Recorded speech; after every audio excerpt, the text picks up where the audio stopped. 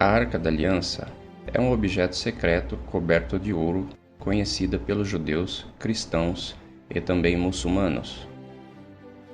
Também foi divulgada a um público mais amplo quando foi retratada em vários filmes.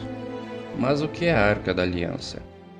Os textos mais antigos escritos sobre ela é a Torá, que se encontra no Taná hebraico, conhecido como Antigo Testamento nas Bíblias cristãs. A Bíblia nos fala sobre um Deus supremo que afirmou ser o Criador do planeta Terra. Ele escreveu 10 leis em 2 tábuas de pedra. Estas pedras foram colocadas em um baú de ouro. O baú era então fechado com um assento ou tampa com 2 querubins, um de cada lado da tampa. A arca foi usada para 2 propósitos diferentes. Em primeiro lugar, era onde o Criador da Terra se manifestaria como a lei, sendo a arca como um trono para ele. Em segundo lugar, a arca foi colocada em um santuário com outros objetos sagrados. Ninguém foi autorizado a entrar na sala onde se encontrava a arca, exceto uma vez por ano, quando o sumo sacerdote trazia sangue para a sala e colocava o sangue na frente da arca e no assento da arca.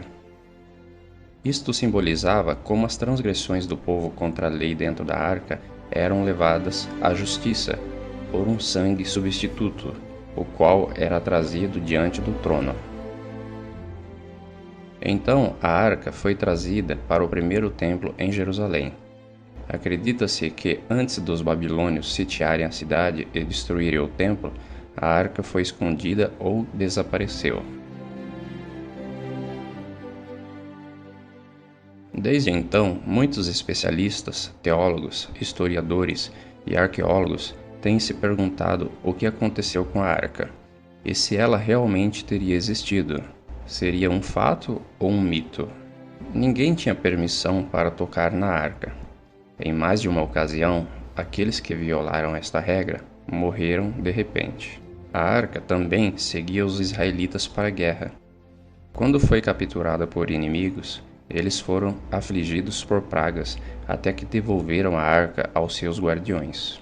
Pensando ter poderes mágicos, ao longo dos anos muitos passaram a procurar pela Arca da Aliança, ou têm tentado entender o seu significado. Muitos fizeram réplicas dela. Alguns alegaram ter descoberto a arca, mas até agora ninguém trouxe evidências de suas descobertas para que pudessem ser examinadas. Mas alguém em particular se destaca de todos os outros exploradores, de uma forma e um coração especial.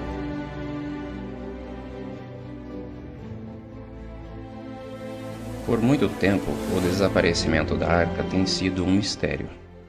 Todas as fontes que mencionam seu esconderijo foram escritas muito tempo depois do seu desaparecimento, e claramente baseadas em lendas ou mesmo suposições. Da última vez que foi mencionada na Bíblia foi quando o rei Josias ordenou que fosse colocada de volta no templo. Mas também sabemos que a Babilônia conquistou Jerusalém nos dias dos filhos do rei Josias, cerca de 35 anos depois. Algo interessante sobre isto é que não há menção da arca, apesar de outros objetos que foram levados para a Babilônia serem mencionados. No entanto, o livro de Macabeus, que foi escrito várias centenas de anos após o seu desaparecimento, menciona que a arca tinha sido escondida na montanha onde Moisés viu a terra prometida antes de sua morte. O livro de Baruque, um livro mais recente, menciona que Deus deixou a terra abaixo de Jerusalém engoli-la e que a arca surgiria novamente na superfície, no tempo do fim. E na literatura medieval, menciona que a arca havia sido levada para a Etiópia. Algumas especulações do século XX incluem lugares como o Egito e até a Irlanda. Mas o que é a arca? E onde ela pode realmente estar? A principal função da Arca da Aliança era ser a sede governamental de Deus em seu templo terrestre. A arca tinha muitas funções fora do santuário e não estava limitada a ritos de sacrifícios. Tanto dentro como fora do sistema do santuário, A arca era usada para defender o direito de Deus como juiz e único Deus verdadeiro e rei de toda a terra. Este direito estava escrito na lei dentro da arca, que estipulava que ele é o Criador e que, portanto, a terra pertencia a ele. O Deus da Bíblia disse: "A arca do Senhor, o Senhor de toda a terra." Josué capítulo 3, versículo 13.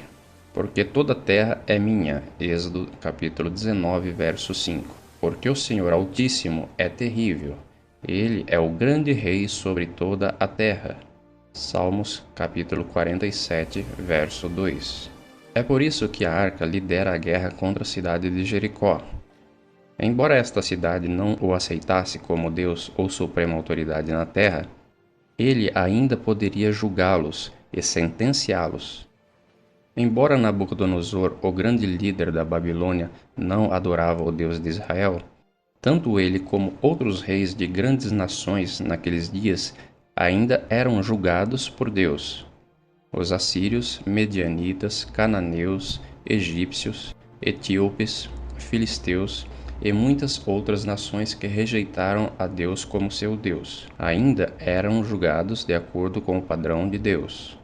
Quando o último rei da Babilônia zombou de Deus, com alguns dos objetos sagrados do templo de Deus, sua sentença foi dada pelo Senhor em forma de uma mão que escreveu seu julgamento na parede na presença de todos.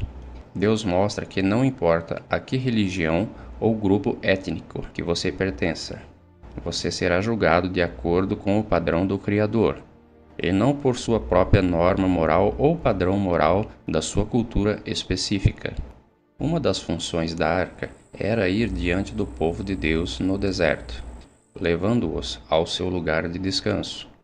Ela estava presente quando houve uma disputa sobre a autoridade dos escolhidos de Deus, e isso tinha que ser resolvido. A arca foi adiante deles no rio Jordão, e assim o rio se abriu milagrosamente para o povo, permitindo-lhes passar o rio para outra margem. Participou da confirmação da aliança entre Deus e Israel no Monte Ebal. O mesmo quando Israel falhou com Deus e foi conquistado pelo inimigo e a arca foi tirada deles. Deus usou a arca para julgar os filisteus e humilhar seus deuses, para que fossem forçados a devolvê-la. Nesta situação, Deus usou a arca como um símbolo de seu reinado. Mesmo quando Deus não protegeu seu povo apóstata, ele protegeu a arca, pois representava sua autoridade. Isso deixou claro que nenhum homem precisava protegê-la, e que o próprio Deus iria mantê-la a salvo de tudo por si mesmo. Isto também elimina a possibilidade de que a arca tenha sido destruída. A arca tem sido o trono de Deus na terra, e a Bíblia diz que seu trono, ó Deus, é para sempre. Enquanto Jeremias tinha acabado de testemunhar Jerusalém e o templo sendo destruídos, ele tinha algo totalmente diferente a dizer sobre o trono de Deus. Tu, Senhor, permaneces eternamente, e o seu trono subsiste de geração em geração. Então, o que realmente aconteceu com a arca? Deus disse a Jeremias que a cidade e o templo seriam destruídos. Ele estava preparado junto com muitos outros, e o mais natural a fazer era esconder o objeto mais sagrado, a Arca da Aliança. Uma palavra profética para o tempo do fim na Bíblia pode nos dar uma pista de onde a arca surgiria. E muitas nações virão e dirão: Vamos subir para o monte do Senhor, porque de Sião sairá a lei, e de Jerusalém a palavra do Senhor. No século XIX, a arqueologia teve seu início quando vários estudiosos foram fazer pesquisas em ruínas encontradas no Oriente Médio. Desde tumbas e templos no Egito, a registros históricos e cidades bíblicas na Mesopotâmia e na Palestina, a Bíblia mostrou ser um livro preciso historicamente, comprovando cidades e nações antigas mencionadas ali. Escritos antigos de outras nações confirmavam as escrituras. Até então, a cidade de Babilônia era uma lenda, até que suas ruínas foram redescobertas.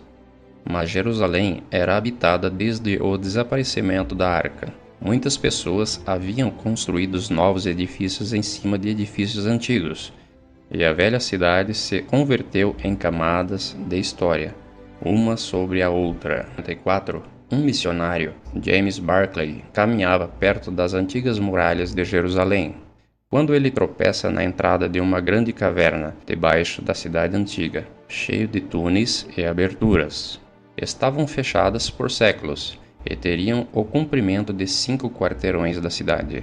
Em 1867, o general Sir Charles Warren fez a promessa de maiores escavações na cidade antiga, e na montanha onde ficava o templo, ele descobriu poços e túneis subterrâneos. Em 1873, Charles Claremont, um orientalista e arqueólogo francês, descobriu um querubim gravado em pedra dentro da caverna. Os querubins eram comumente usados nos tempos antigos para guardar a entrada de uma cidade ou um lugar sagrado. Este querubim tinha características semelhantes ao que era popular na época do desaparecimento da arca. Em 1882, o general Gordon, um alto e respeitado oficial, viajou para o Oriente Médio, e enquanto olhava ao redor de Jerusalém, ele ficou convencido de que o lugar tradicionalmente chamado Gólgota não poderia ser o local verdadeiro. A seção norte do Monte do Templo que foi cortada parecia se encaixar muito melhor com a descrição bíblica e com o desenho da cidade antiga. Ele então começou escavações lá, mas ele teria que partir para ajudar em um conflito no Sudão, onde morreu não sendo capaz de terminar seu trabalho. Porém, ele teve tempo de escrever uma carta a um amigo contendo uma declaração chocante. Aconteceu algo que ele não explicou. A montanha do norte, que Gordon identificou como a Montanha do Crânio, também era a localização da caverna de Jeremias, onde ele escreveu o livro das Lamentações, o mesmo livro onde Jeremias havia mencionado: "O trono de Deus permanece." Gordon disse: "A Arca da Aliança está lá." Ele também mencionou que outros móveis do templo também poderiam ser encontrados lá. Uma declaração muito estranha, pois ele nunca conseguiu terminar sua escavação. Então, como ele sabia disso? O local foi deixado encoberto e as cartas do general Gordon permaneceram armazenadas em algum lugar seguro. Cerca de 100 anos depois, um homem chamado Ronald White começou a orar a Deus para usá-lo para mostrar ao mundo que a Bíblia é verdadeira. Ron já estava investigando a história do dilúvio e investigou as possíveis ruínas da Arca de Noé. Ele também estava estudando o êxodo de Israel desde o Egito, encontrando algumas rodas antigas de carruagens egípcias. Depois de uma das viagens de mergulho, ele visitou Jerusalém em sua viagem de regresso para casa. Em Jerusalém, caminhando ao longo da face de um penhasco com um amigo, sua mão subiu de repente por conta própria e apontou para um lugar onde alguns destroços e lixos jaziam na frente do penhasco. Sem entender por que e como, ele se ouviu dizer: "A caverna de Jeremias e a Arca da Aliança estão lá." Ron estava confuso com o que tinha acontecido, pois não havia tido uma experiência como esta antes. Nem sequer havia pensado em procurar a arca.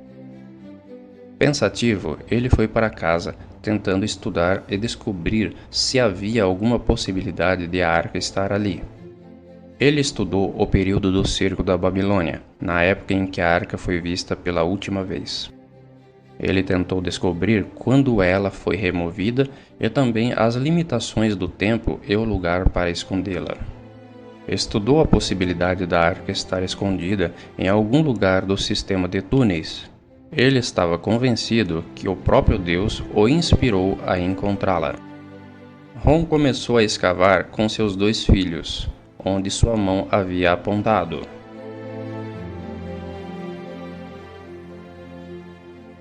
No entanto, eles logo descobriram que uma grande rocha da montanha dificultava a escavação abaixo. Em vez disso, eles começaram a escavar alguns metros para a direita. Quando começaram a escavar, ele rapidamente encontrou 3 nichos na face do penhasco. Ron pensou que talvez eles pudessem ser nichos que poderiam conter sinais do período romano. Afinal, o Gólgota ficava perto da estrada principal no primeiro século da Era Comum, e poderia ser o local onde Yeshua, Jesus, foi morto. A conhecida citação de Quintilianos explica: sempre que crucificamos criminosos, escolhemos rodovias muito movimentadas para que muitos vejam. Assim, sejam movidos pelo medo, pois toda punição não é uma vingança, mas um exemplo. A localização do Gólgota, onde a igreja bizantina foi construída, não estava na estrada principal, mas este lugar, sim. Esses nichos poderiam ter sido usados para colocar placas que revelassem às pessoas os crimes que os criminosos haviam cometido. Ele começou a pensar que este lado do monte poderia ter sido o lugar onde as pessoas foram crucificadas.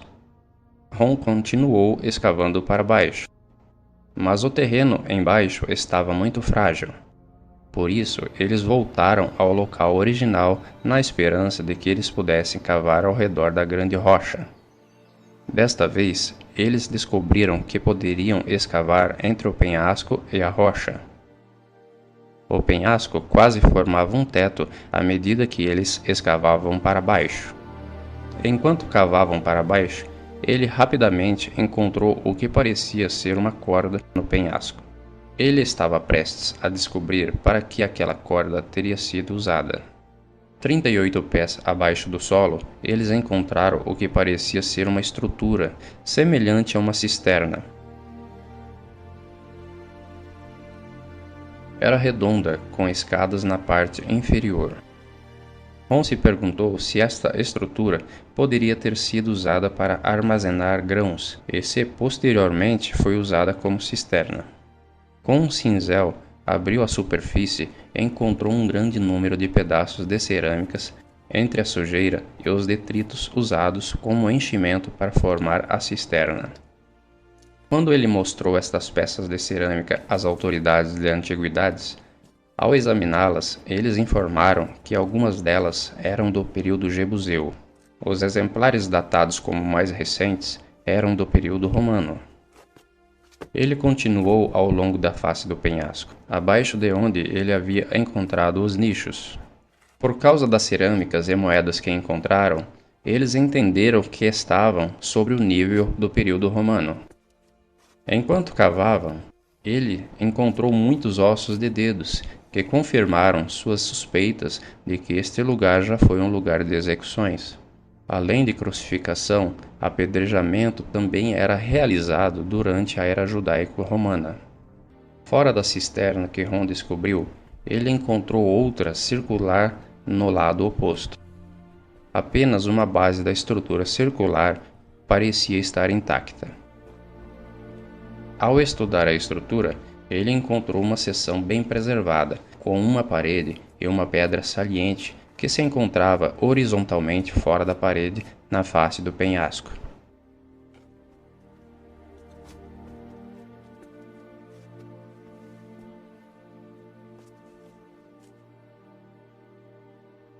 Poucos metros à frente, ele notou uma rocha quadrada que não parecia uma rocha em sua forma natural. Ele, cuidadosamente, a pegou e encontrou um buraco quadrado embaixo. Poderia ter sido um buraco para a cruz?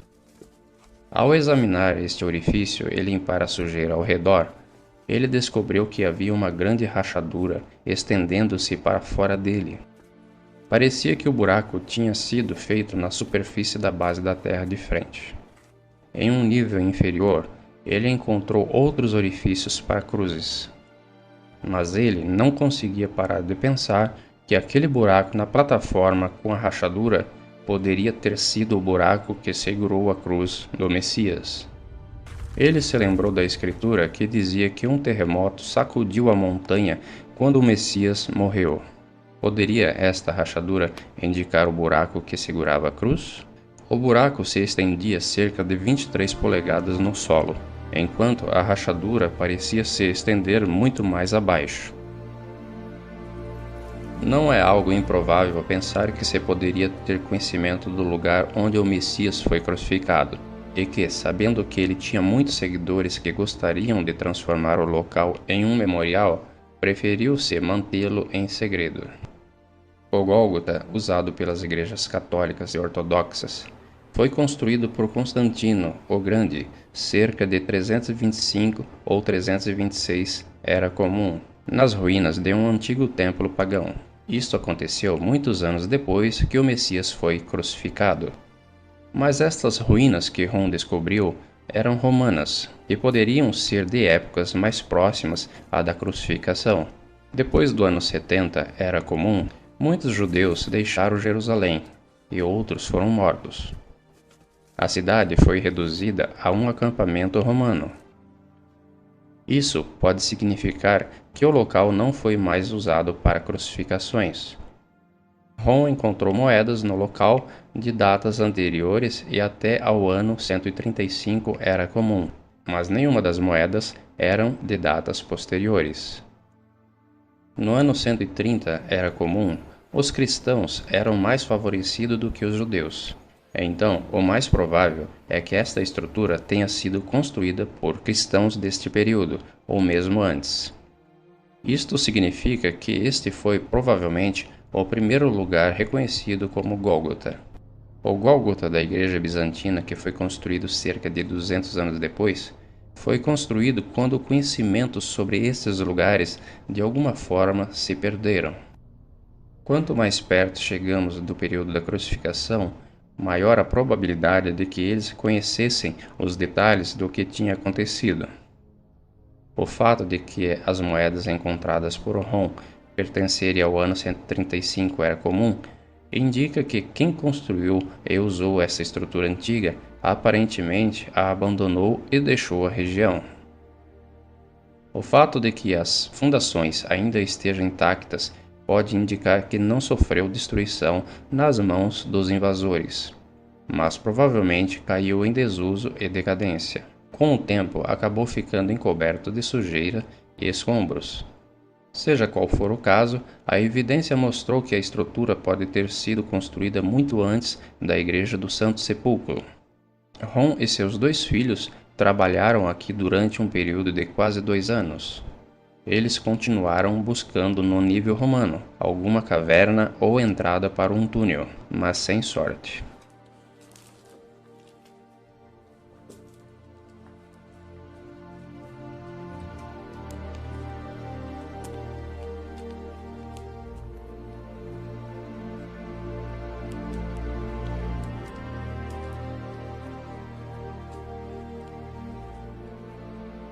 Rom teve a ideia de fazer uma fenda na parede do penhasco.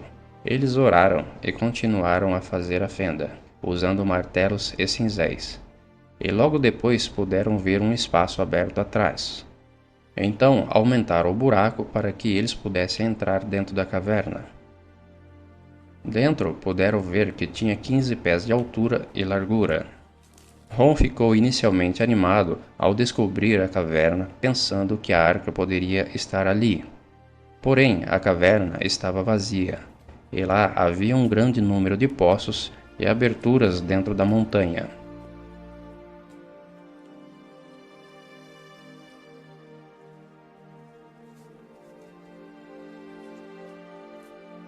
Rom continuou procurando em cada caverna e em cada abertura que puderam encontrar dentro do sistema colossal de cavernas.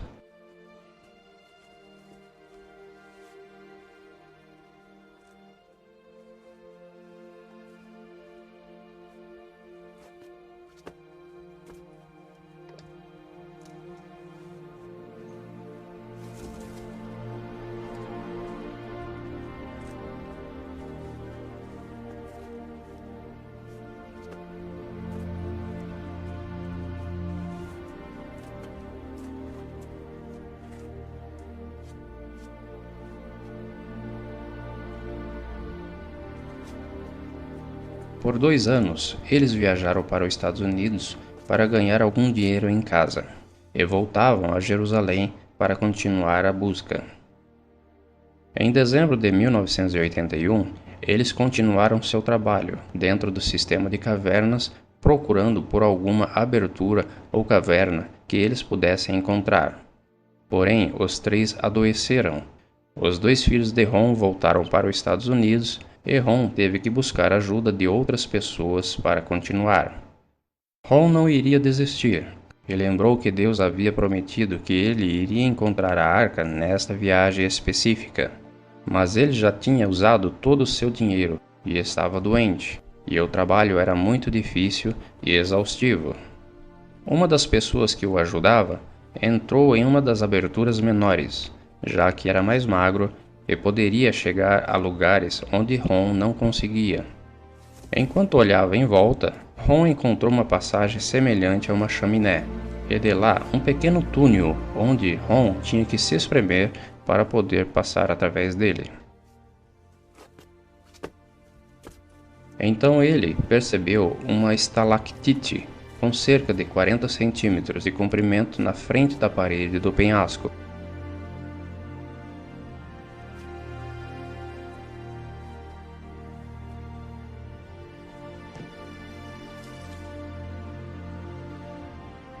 Atrás dele havia um buraco, e Ron tentou ver algo através dele, mas sem êxito. Para poder visualizar melhor, ele ampliou o buraco e pôde ver uma caverna dentro que não parecia ser tão promissora, pois parecia ser apenas uma caverna cheia de pedras. Mas ele estava determinado a olhar em todos os lugares. Ele, então, alargou o buraco o suficiente para seu ajudante entrar. Porém, seu ajudante saiu rapidamente com um olhar de espanto em seu rosto, gritando: "O que tem ali? O que tem ali? Eu não vou entrar novamente ali."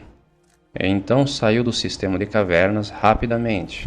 Então Ron percebeu que poderia haver algo lá e alargou o buraco o suficiente para ele passar. Agora era 6 de janeiro de 1982. Havia um espaço de cerca de 18 polegadas entre as pedras e o teto.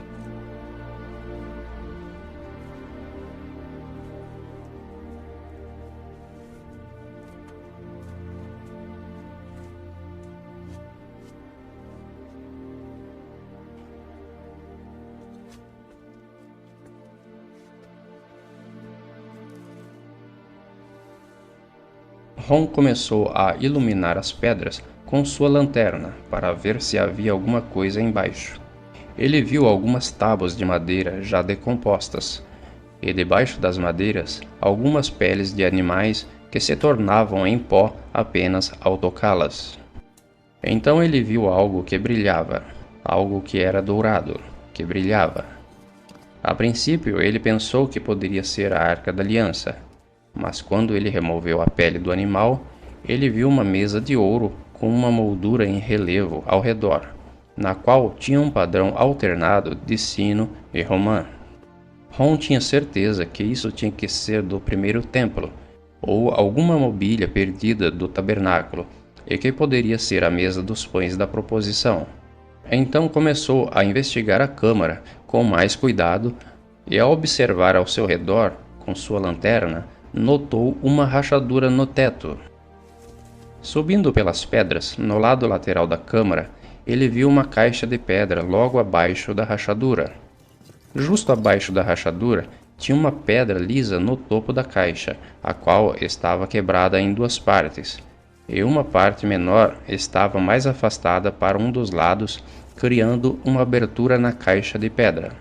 Mas o topo da caixa estava perto demais do teto, impossibilitando-o de ver por dentro. Ron notou uma substância preta na rachadura do teto, e um pouco mais daquela substância preta na borda da tampa da caixa.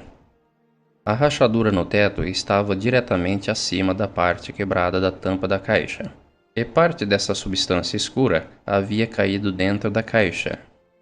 Foi neste momento que Ron se deu conta do que havia acontecido ali, vindo a desmaiar.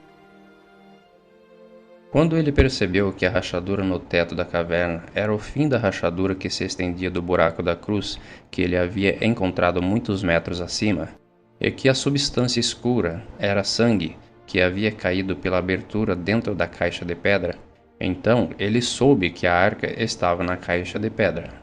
Mas a descoberta mais maravilhosa foi ver que o sangue do Messias tinha caído no assento da misericórdia, no propiciatório da Arca da Aliança.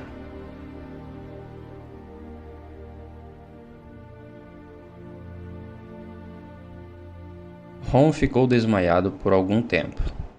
Mais tarde, ele voltou para a caverna e confirmou que realmente era a Arca da Aliança. Ele informou ao governo israelense sobre a descoberta, mas lhe foi dito que se mantivesse em silêncio. Porém, Ron não conseguiu ficar quieto por muito tempo. Ele visitou a câmara várias vezes e relatou que vários objetos estavam lá, além da Arca da Aliança na caixa de pedra.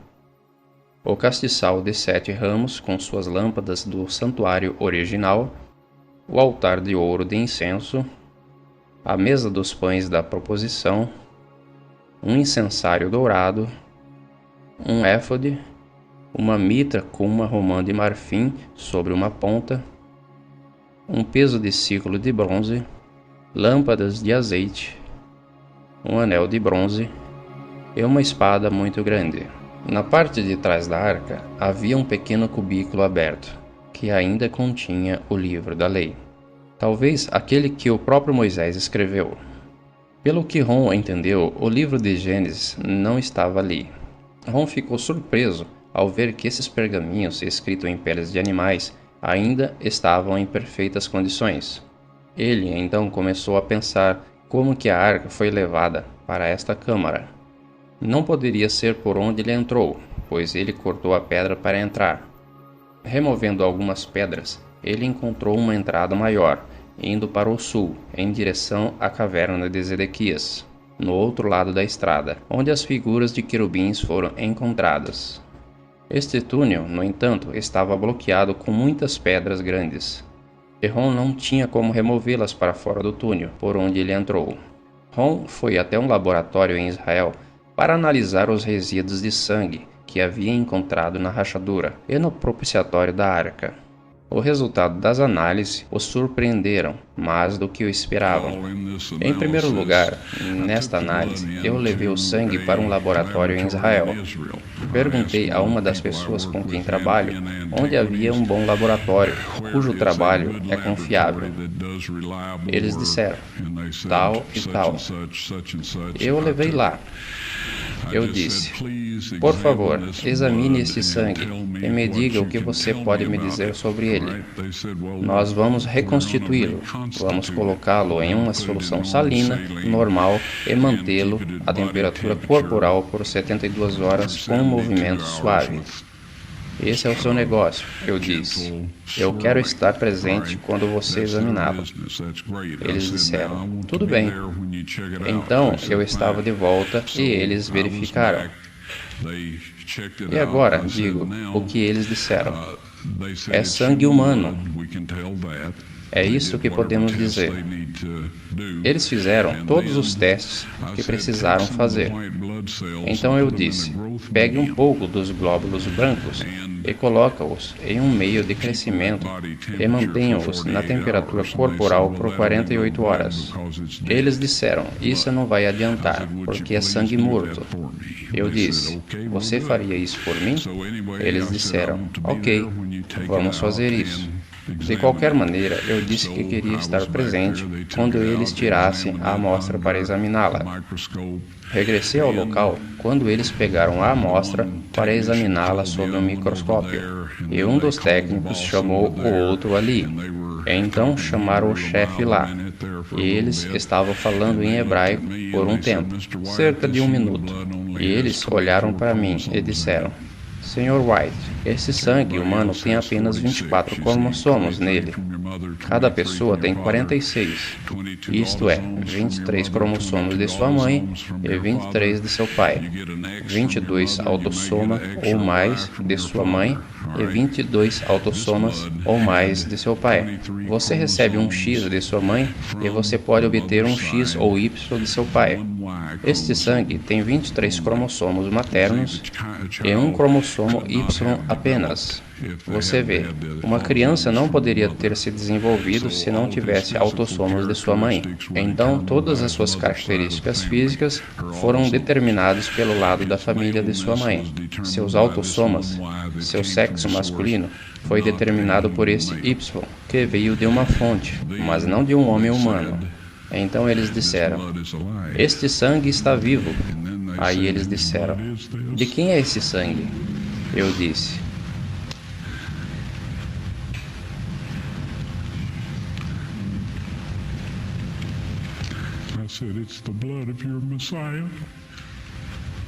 é o sangue de vosso Messias.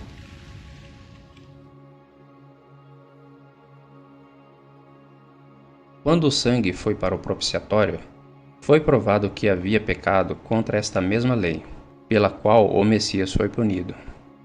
Nossos pecados contra as leis de Deus, não leis humanas ou quaisquer outras leis religiosas. E estas são as leis pela qual temos que nos arrepender de tê-las quebradas. Além disso, Deus realmente enviou seu Filho para morrer em nosso lugar. Ron queria mostrar tudo para o mundo imediatamente, mas Deus o impediu.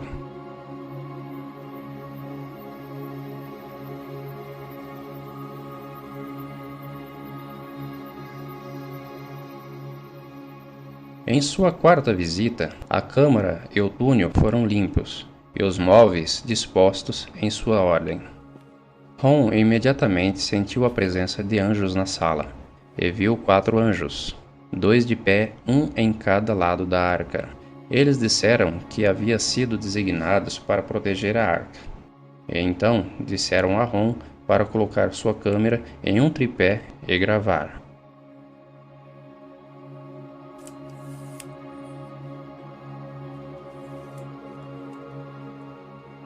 Eles levantaram a tampa do propiciatório e o ajudaram a remover os 10 mandamentos escritos em 2 tábuas de pedra. Ron então os segurou, mostrando-os para a câmera. Eles então contaram a Ron quando Deus teria planejado mostrar isso ao mundo, no tempo apontado por Deus, quando a lei dominical entrar em vigor. Pouco tempo depois disso, estas tábuas serão mostradas ao mundo. Ron soube imediatamente o que o anjo queria dizer, já que havia estudado o assunto antes. O anjo estava falando sobre a aplicação da marca da besta, mencionada em Apocalipse, capítulo 13 e 14, como último engano e teste que virá sobre o mundo antes da vinda do Messias. A lei e o sangue do Messias são um testemunho contrariando uma versão feita pelo homem dos mandamentos de Deus, o qual será imposto às pessoas do mundo inteiro. Também confrontará as condições equivocadas de salvação, que foram anunciadas por muitas pessoas e líderes religiosos. Ron faleceu em 1999, sem ver o cumprimento.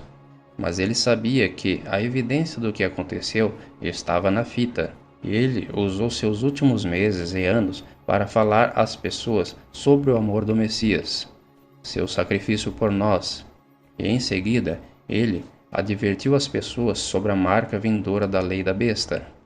Por favor, ouça essa importante mensagem.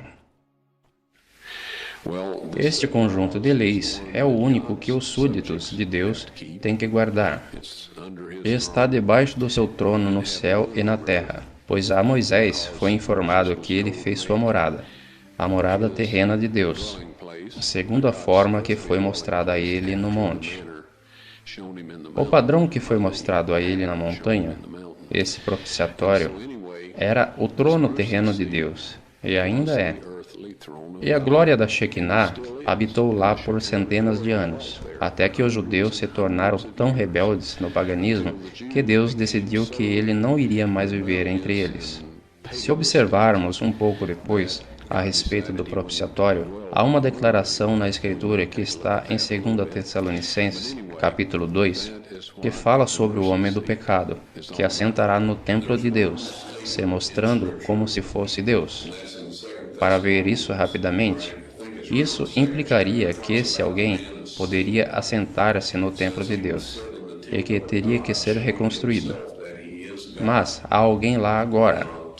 No planeta Terra, neste momento, há um indivíduo, e ele e seus antecessores nesta posição mudaram a lei de Deus. Eles eliminaram o segundo mandamento, que diz que você não deve fazer imagem de qualquer semelhança do que está acima no céu, nem embaixo na terra, nem a servirás. Isso, de alguma forma, interferiria na maneira como eles queriam fazer as coisas. Assim que eliminaram isto, eles dividiram o 10º mandamento em 2, de modo que até mesmo o número de mandamentos fossem 10. Sim, a tábua de pedra foi encontrada na Arca da Aliança. Eu pessoalmente as peguei, com a ajuda de 4 anjos, que levantaram um propiciatório que estimo que pesava cerca de 900 libras de ouro maciço. E um desses anjos me disse para tirar as tábuas de pedra para fora. Ele me disse que todos vissem essas tábuas. Assim que as peguei, coloquei de volta e fiquei tipo congelado no lugar. Bom, eu não consigo descrever o estado físico ou mental em que eu estava. Se eu não tivesse alguma evidência física para provar isso, eu teria pensado que teria sido um sonho ou algo parecido. Mas agora, as evidências estão prontas para serem mostradas.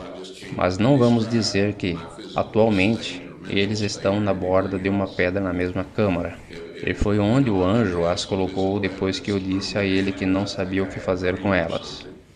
Foi-me dito que estas tábuas seriam apresentadas com a evidência do sangue, quando a lei da marca da besta, quando a lei dominical se tornar obrigatória. Agora eu sei que todos se perguntam, o que é isso? Todos nós ouvimos rumores e histórias sobre isso. Vou contar rapidamente de forma simples.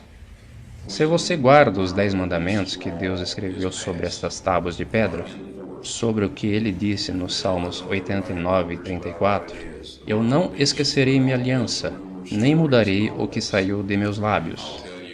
Ele falou dos 10 mandamentos, desde a montanha. Ele os escreveu em pedras e disse que nada mudará. Se você guarda essa lei, você receberá o selo de Deus. Em breve haverá um conjunto de leis feitas por homens com as melhores intenções, cercado por uma série de elogios célebres e petições sepulcrais. Isso é todo tipo de história e tudo isso instigado pelo diabo, para fazer você crer que isso é a melhor coisa que poderia acontecer à raça humana, de tal forma que você desejará seguir essas leis voluntariamente. Esta lei feita pelo homem exigirá que você quebre os 10 mandamentos de Deus. O Messias disse aos fariseus que em vão vocês adoram a Deus, ensinando doutrinas e mandamentos de homens. Se você guarda estas leis humanas e quebra os 10 mandamentos de Deus, você receberá a marca da besta. Ninguém tem a marca da besta neste momento. Você só poderá tê-la depois que essas leis forem obrigatórias. Agora, é tão difícil quando uma quantidade de leis feitas por homens são aprovadas e os forçam a obedecer, onde requerirão que os 10 mandamentos de Deus sejam quebrados. A pena por não guardar estas leis humanas é que você não será capaz de comprar ou vender. Esta é a marca da besta. Diremos, amigos, guarde esta lei e receberão o selo de Deus. Guardem as leis feitas pelos homens, obrigando a quebrar a lei de Deus, e teremos a marca da besta. Pode parecer algo simples. Eu sei que há pessoas que dizem que a marca da besta é um chip de computador e todos os tipos de histórias. Esta é a guarda das leis dos homens, em vez das leis de Deus. Como o Messias disse aos seus discípulos quando ele falou dos líderes judeus em seus dias, porque em vão adoram a Deus, ensinando doutrinas e mandamentos de homens. Deus não aceitou a oferta de frutas e vegetais de Caim, Ele não aceitará quaisquer substitutos por nossa lealdade a Ele, mantendo seus 10 mandamentos. E chegará o momento em que você não será capaz de comprar ou vender. Deus disse: Não esquecerei meu pacto, nem mudarei o que saiu dos meus lábios. Isso significa os 10 mandamentos, que é a aliança. Ele não mudará o que falou no topo da montanha, que está registrado no 20º capítulo de Êxodo. Ele não vai mudar isso. Quando eu vi as tábuas de pedra e vi o que diziam, elas diziam exatamente a mesma coisa que o texto hebraico original do livro de Êxodo. Exatamente. E isso não vai mudar. Agora, a Bíblia nos avisa que Satanás virá com milagres e enganos. Como podemos dizer que Satanás faz milagres? Porque ele é um ser sobrenatural, e todos os anjos caídos são seres sobrenaturais. Eles podem fazer coisas que são milagrosas aos nossos olhos. Como podemos saber que é de Deus e que não é? Se eles disserem que os mandamentos de Deus são válidos e que quebrar esses mandamentos é um pecado, então eles são de Deus.